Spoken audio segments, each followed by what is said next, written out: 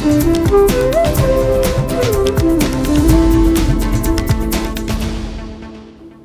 and welcome. I'm Madhati Singh and you're watching My India. International trade is vital for global economic growth, fostering cooperation and resource sharing. India and Iran have bolstered their trade ties by securing a decade-long contract to develop and manage the Chabar Port. The port's development is crucial for enhancing regional connectivity and diversifying trade, and we bring you this report. Take a look.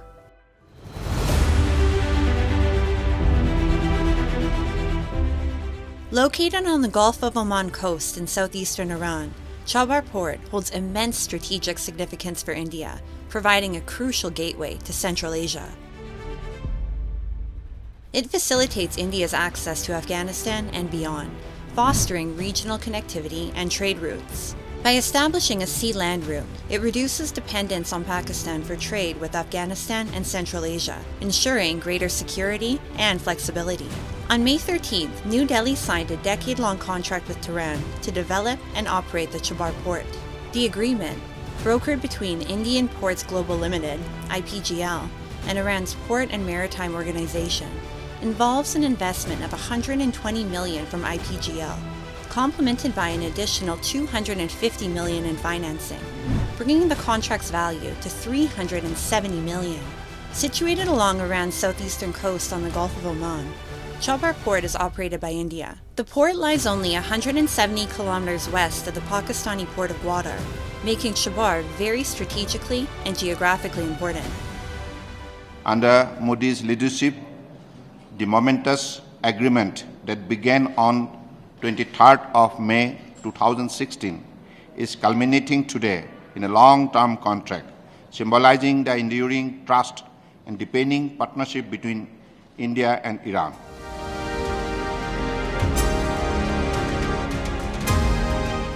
The development of Chabar Port aligns with India's strategic interests in the region, enhancing its connectivity and trade prospects.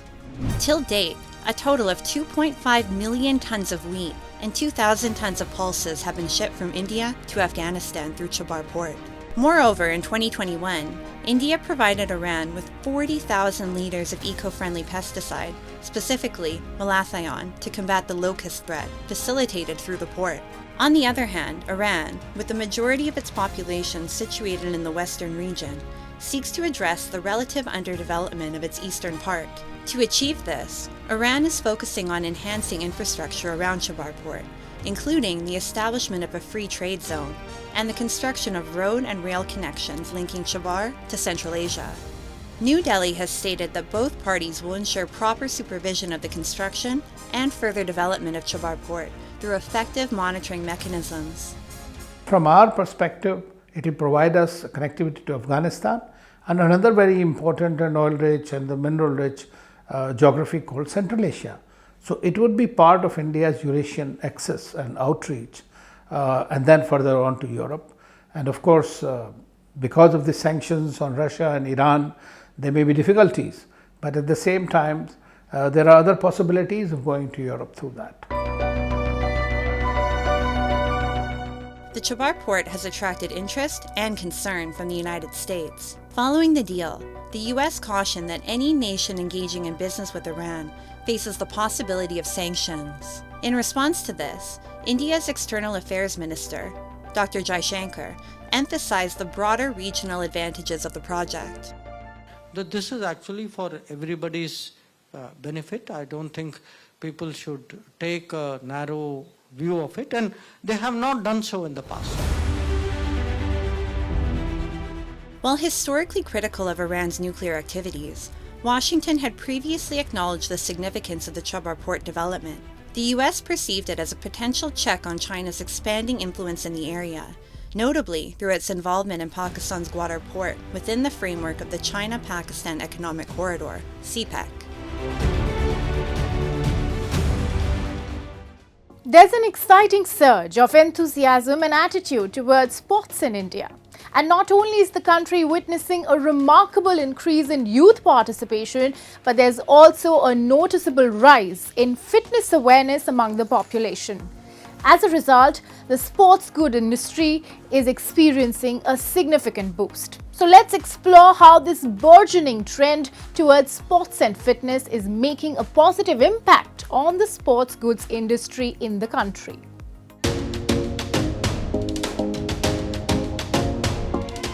India's emergence as a sports powerhouse owes much to the government's proactive measures.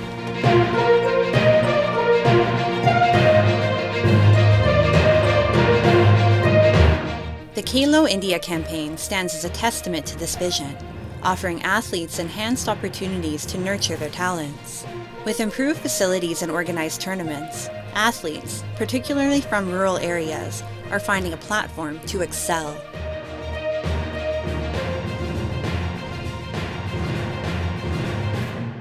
पहले हमारे इन युवाओं को सही platform के लिए इंतजार करना पड़ता था। आज खेलो इंडिया अभियान के तहत देश इन प्रतिभाओं को खुद तलाश भी रहा है, तराश भी रहा है।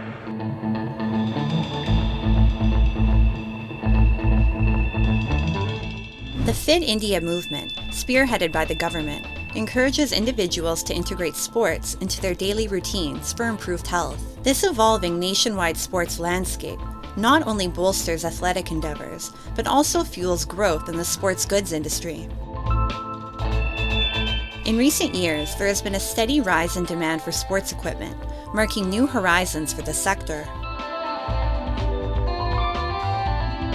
फ्यूचर बहुत अच्छा है, ब्राइट है फ्यूचर, क्योंकि फ्यूचर ब्राइट है। क्योंकि जैसे पहले 10 प्लेयर खेलते थे, तब खेलो इंडिया ने उसको क्रिएट कर दिया, एक ऐसी चीज़ क्रिएट कर दी कि हर बच्चा कहता है यार मैं भी कोई ना कोई गेम्स में पार्टिसिपेट करूं।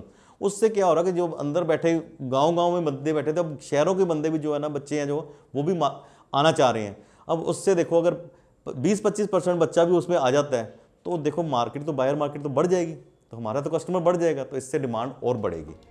India's sports good market was valued at $4.5 billion in 2020 and is projected to surge to $6.6 billion by 2027, thereby showcasing a persistent rise in demand for sports equipment. Now, the manufacturing hub for sports goods in India is predominantly residing in Jalandhar, Punjab, renowned globally for its quality sports products. Jalandhar city of the northern Indian state of Punjab stands as a premier sports hub, boasting the nation's largest sports goods market. In recent years, fueled by a growing passion for sports, demand for sporting products has surged, driving prosperity in the local industry. Jalandhar caters to a diverse array of sports equipment needs, serving both domestic and international markets. From grassroots competitions to global tournaments, sports gear from this region finds its way onto fields worldwide.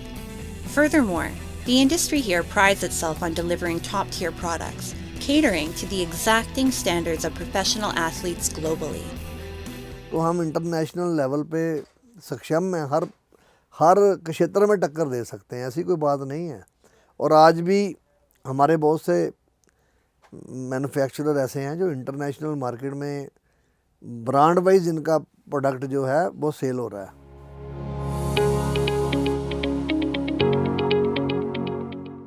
The sports goods industry is making a substantial contribution to the Make in India and Self-Reliant India campaigns. Its expanding market not only invigorates the nation's economic landscape, but also enhances employment prospects. The synergistic alignment of government policies and initiatives aimed at fostering sports is catalyzing a transformative shift in India's sporting landscape, propelling rapid growth in the sports market. The intersection of these forces will play a pivotal role in steering the nation towards development and prosperity.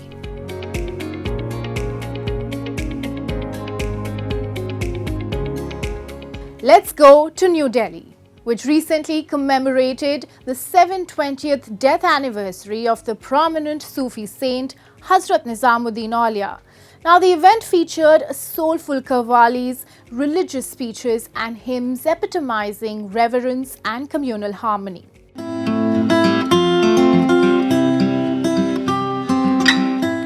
In the heart of New Delhi, lies the centuries-old shrine of Sufi saint Hazrat Nizamuddin Aulia.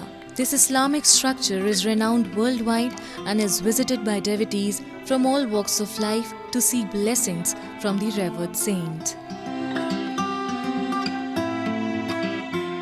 Recently, on the occasion of his 720th Urs festival, the Dargah transformed into a hub of spiritual devotion as people commemorated the anniversary of the Sufi saint in love and harmony.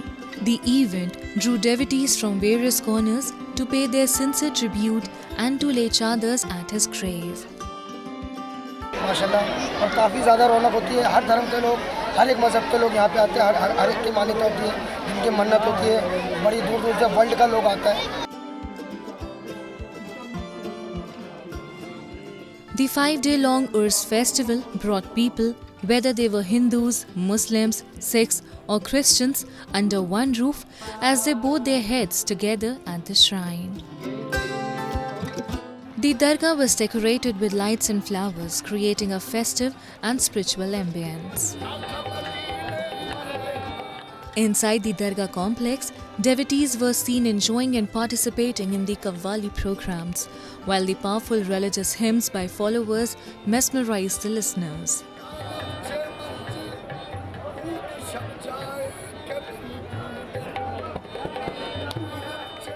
आप लोग देख सकते हैं पूरे दरगाह शरीफ में जो ज़ायरीन आए हुए हैं, पूरा ख़व्वाली का इंतज़ाम है। पूरे उर्स के मौके पे पाँचों दिन ख़व्वाली रहती है और पाँचों दिन सभी ज़ायरीन के लिए लंगर का इंतज़ाम रहता है। दरगाह शरीफ में लोग दूर दूर से आते हैं, अपनी मन्नतें, मुरादें, दुआएँ लेके महबूब इलाही की बारगाह में अल्लाह पाक उनके वसीले से सारी दुआओं को कबूल फरमाए। The Nizamuddin Urs is not only a religious observance but also a cultural event that fosters communal harmony and spiritual reflection.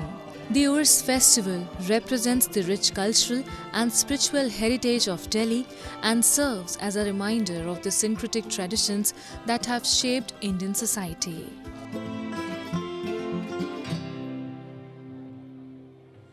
Now let's delve into World in Focus, featuring the latest global developments and events shaping our world.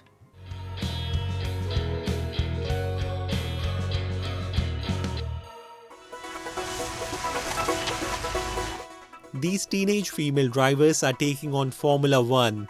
No woman has raced in the motorsport for nearly half a century. But these 13 and 14-year-olds all share one dream: to become the first female F1 world champion. At this training and assessment camp, there are half a dozen trainees, 4 from Europe, 1 from Australia and 1 from Malaysia. The last woman to race in Formula One was Italy's Lella Lombardi in 1976. The sport now has its own all-female F1 Academy support series, led by former racer Susie Wolf. Rural tourism in India encompasses a rich tapestry of experiences, offering travelers an opportunity to immerse themselves in the vibrant culture, traditions and natural beauty of village life. And as travel enthusiasts seek authentic experiences that connect them with the essence of a place, let's explore how some hidden gems in India's rural areas stand as shining examples of the beauty and the richness of the country's diverse landscapes.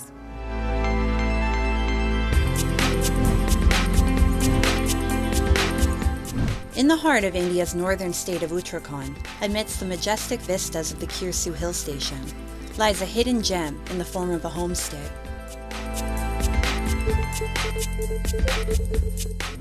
Nestled amidst picturesque landscapes, Vasa Homestay offers more than just accommodation.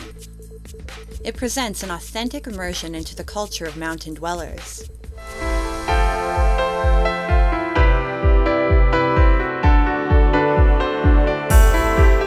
Operated by a dedicated women's self-help group, Vasa Homestay stands as a beacon of empowerment and cultural preservation, offering tourists unforgettable experiences.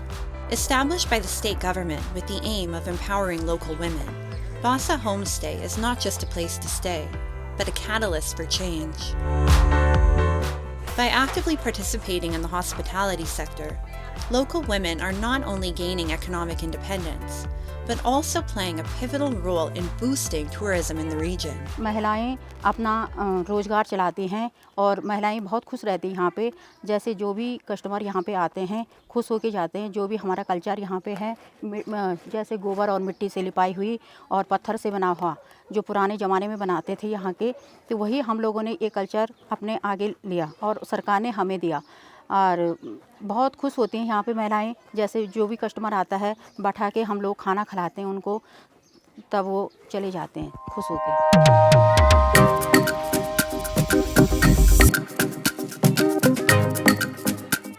At Bassa Homestay, visitors are embraced as more than just guests. They become integral participants in the local customs and culture.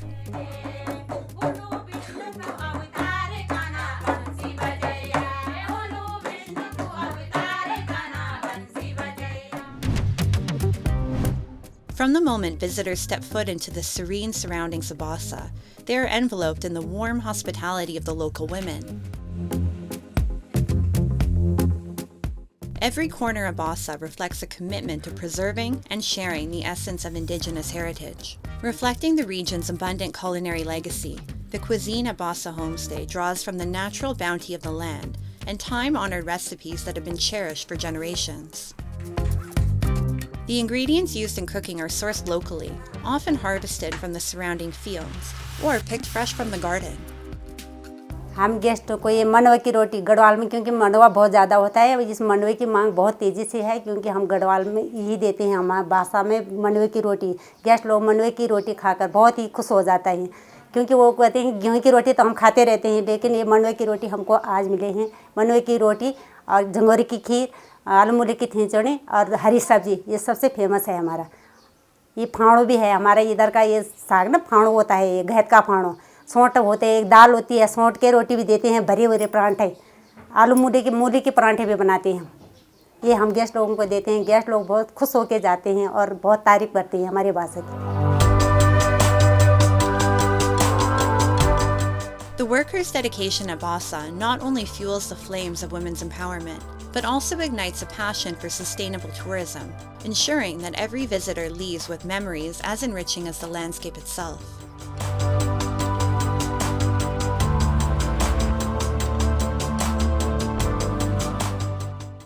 India's musical landscape is a mosaic created with threads of classical, folk and contemporary influences resonating across generations and borders. And this ancient musical tradition, with its intricate rags and tals, has been passed down from generations as a legacy for centuries. The Banaras Gharana in India, one of the prominent Indian gharanas or schools, often known as the custodians of Indian ancient classics, is carrying forth this tradition even today through the long lineages. So join us as we explore the musical heritage of the city of Varanasi.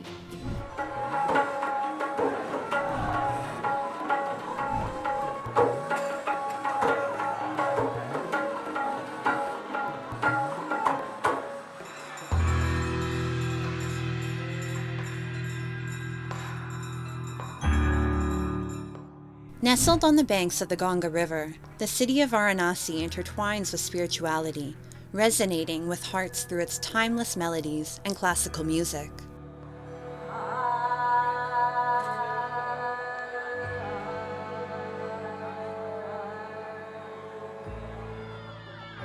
The streets often come alive with the traditional beats of drums, tabla, and sitar, creating a vibrant symphony captivating locals and visitors alike.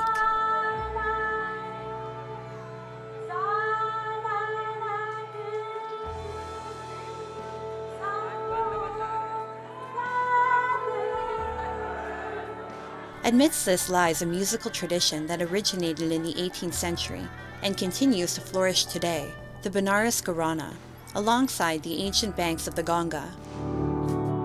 The Banaras Gharana, known for its intricate musical compositions, vocal brilliance, and seamless dance moves, narrates the tales of ancient India, standing as a testament to the country's rich cultural heritage. Let's meet Pandit Deobrat Mishra, who hails from a long lineage of Indian classical musicians. His father, Pandit Shivnath Mishra, is an Indian sitar player and the first person in the Banaras Gharana to have introduced the sitar. In 2022, he was awarded the Padma Shri, one of the highest civilian awards of India. Mishra, one of the prominent sitar players and the 11th generation of the Varanasi musical Gharana, proudly carries forth the age-old legacy of his family, which continues to stun audiences worldwide.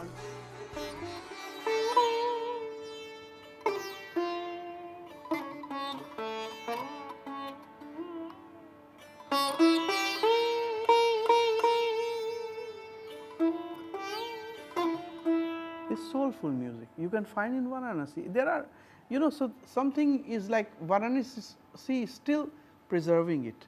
And for international audience, I want to tell you that this Banaras is still carry on the old tradition. So if somebody wants to come and study in this beautiful town, they should come, they should meet musician here. The soul-stirring vocals and instrumental brilliance of this ancient musical tradition are inspired by various musical styles like Dhrupan, Khayal, and Thumri, creating a unique music language.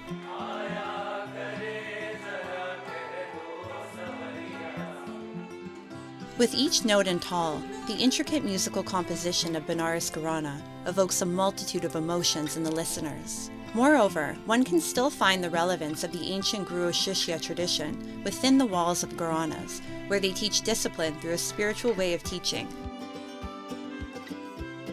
In Varanasi, there is still this tradition of guru and student, and to learn there. Yes, and that's how I ended up in Varanasi, and that's how I found this school and my teacher. There is a fundamental difference in a lot of, like in teaching, in how I learned guitar in the West from teachers, but this Guru Shish Parampara is way more, it builds on a lineage, and like I'm not here, and I am not only here and have a teacher, but I'm living in this house, having a teacher whose father is also my teacher and whose son is also playing, and I'm like immersed in music, and I'm immersed in this environment. Mentioning the Banaras Gharana, the allure of Indian classical Kathak is exquisite. Alongside the symphony of musical instruments, the tals of Kathak hold equal prominence for both Banaras and other Gharanas. And even today, these classical traditions are being meticulously preserved by eminent figures like Vishal Krishna and Gaurav Mishra. They are actively passing on the legacy through platforms like academies and through their various stage performances.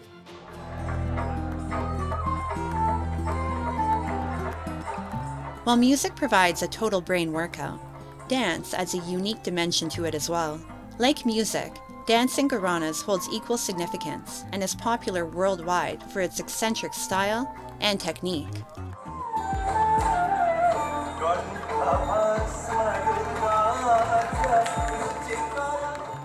Kathak, a classical dance form of India, has historic associations with Indian Gharanas, as does the Banaras Gharana.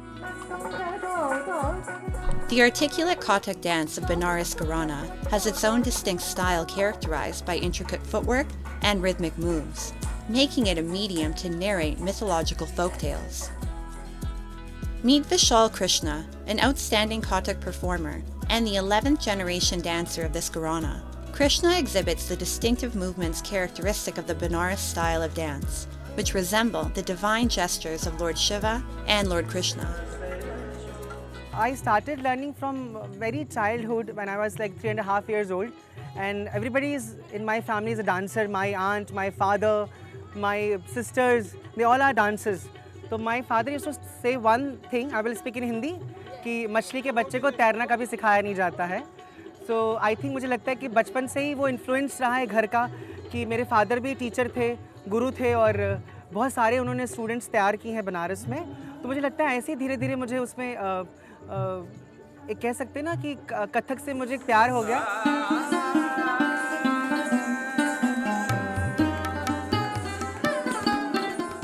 The term Kathak is derived from the Sanskrit words katha, which means story, and kataka, which means the one who tells the story. The ancient tradition of Kathak dance is deeply ingrained in the cultural value system of the country, which is being preserved through gharanas in Lucknow, Jaipur, Raigad, and Benares. These gharanas also run academies and schools where they impart various techniques and styles of Kathak art and storytelling through dances. हमारा एक जिसको बोलते हैं धरोहर, जो कि गुरु, दादा गुरु, पर गुरु जी से जो मिला हुआ है प्रसाद, वो हम लोग बहुत सजोई को रखते हैं कि आने वाली पीढ़ी को हम ये बता सके। ता थई थई तत्, आ थई थई तत्। तो जब मैं आगे वाली पीढ़ी को बताएगा तो वो आगे वाली पीढ़ी को बताएगा। और ऐसे कई फॉरेनर्स स्टूडेंट हमारे पास हैं जो कि यूएसए से आते हैं, लंदन से आते हैं, इटली से आते हैं। वो उनकी मतलब उनको सीखने की कितनी रुचि है अंदर से।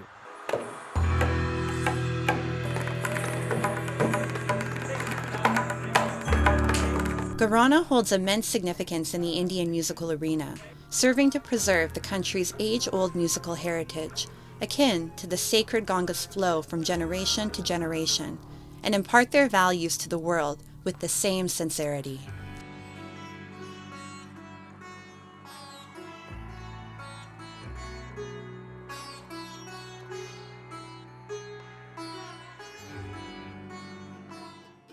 The Banaras Gharana's enduring legacy exemplifies India's rich cultural heritage, continuously inspiring and captivating audiences worldwide through music and dance. That's all for today's show, but we will see you next week at the same time. Till then, goodbye and take care.